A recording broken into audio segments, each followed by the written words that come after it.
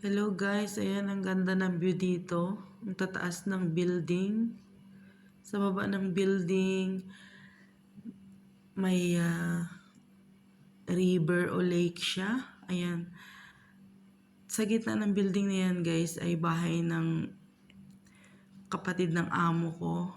Ayan, namasyal kami dito kasi may party dito at maglalaro din yung mga alaga ko kaya naligaw kami dito. Mas magandang panoorin yung mga building na yan sa baba kasi ang daming lights niya kapag gabi. Kaso maaga pa akong nag-video kaya hindi pa kita yung lights niya.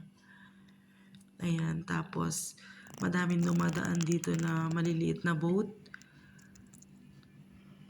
Hindi naman yung same time na paggabi, ayan, pag-araw, depende.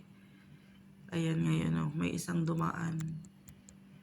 Nakakatuwa, nakaka-relax din. Ayun. Bye-bye guys. Thank you for watching.